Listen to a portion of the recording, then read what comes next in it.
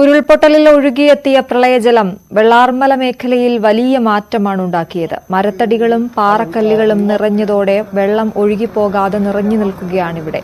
വീടുകളിലെല്ലാം ചെളിയും മണ്ണും അടിഞ്ഞു കിടക്കുകയാണ്. ആളുകളെ ഒഴിപ്പിച്ചതുകൊണ്ട് ആളപായം ഇല്ലെന്നതാണ് ഏക ആശ്വാസം. വെള്ളാർമല വില്ലേജ് മേഖലയിൽ മരങ്ങൾ അടിഞ്ഞതിന് തൊട്ടടുത്തുള്ള വീടുകളുടെ അവസ്ഥയാണ് ഇപ്പോൾ നമ്മൾ കാണിക്കുന്നത്. ഇവിടെയൊക്കെ വീടുകൾ ഇപ്പോഴും വെള്ളത്തിൽ മുങ്ങിക്കിടക്കുകയാണ്.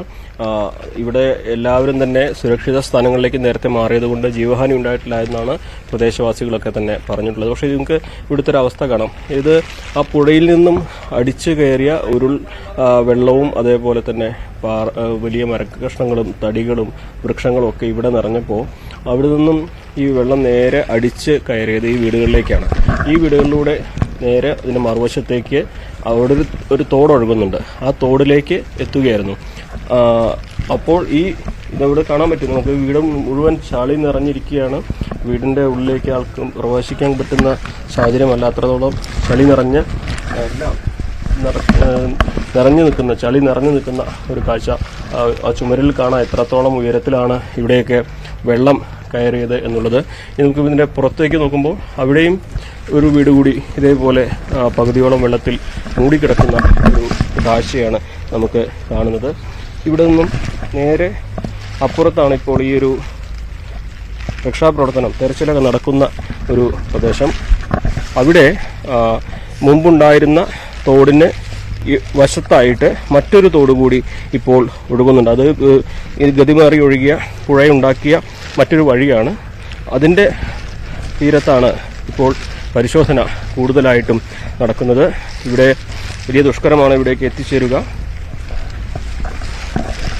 NDRFും മറ്റും ഇവിടെ തന്നെ പരിശോധനകൾ തുടരുന്നതിന്റെ കാഴ്ചയാണ് നമ്മൾ കാണുന്നത്. ഇത്തരത്തിലാണ് ഈ വീടുകളുടെയൊക്കെ അവസ്ഥ. ഇവിടെ ആരും അപകടത്തിൽ ജീവഹാനി ഉണ്ടായില്ല എന്നുള്ളത് മാത്രമാണ് ഈ മേഖലയിൽ ആശ്വസിക്കാൻ കഴിയുന്ന ഒരേ ഒരു കാര്യം. അപ്പോൾ നമ്മൾ എത്തുന്ന ഈ ഇടത്ത് ഒരു ചെറിയ കൈത്തോട് ഒഴുകുന്നത് കാണാം. ഈ കൈത്തോട് ഈ ഉരുൾപൊട്ടലിന് ശേഷം ഉണ്ടായതാണെന്നാണ് പ്രദേശവാസികൾ പറയുന്നത്. ഈ കാണുന്നത് മുമ്പ് ഇങ്ങനൊരു കൈത്തോട് ഇവിടെ ഉണ്ടായിരുന്നില്ല. ഇതിനപ്പുറത്തായിരുന്നു ഈ പുഴയുടെ കൈവഴിയായിട്ടുള്ള തോട്. ഇത് ഈ ഉരുൾപൊട്ടലിന് ശേഷമുണ്ടായ ഒരു കൈത്തോടാണ്. ഇതിന്റെ തീരത്തും ഇപ്പോൾ വിപുലമായ തെരച്ചിലാണ് നടക്കുന്നത്. JCB ഉപയോഗിച്ച് അവിടേക്ക് വഴിവെട്ടി വന്ന് ഓരോ പ്രദേശവും അരിച്ച് പെറുക്കുന്നതിന്റെ കാഴ്ചയാണ് നമ്മൾ ഇവിടെ കാണുന്നത്. എന്നാണെങ്കിലും ഒരു നാടിനെ മുഴുവൻ ഇല്ലാതാക്കിയ ഉരുൾപൊട്ടലിന്റെ കൂടുതൽ ദൃശ്യങ്ങളാണ് ഓരോ മേഖലയിലേക്കും കടന്നു ചെല്ലുമ്പോൾ വ്യക്തമാകുന്നത്. അഖിലോട്ട് പറയൊപ്പം CB അനുമോദ്, News 18.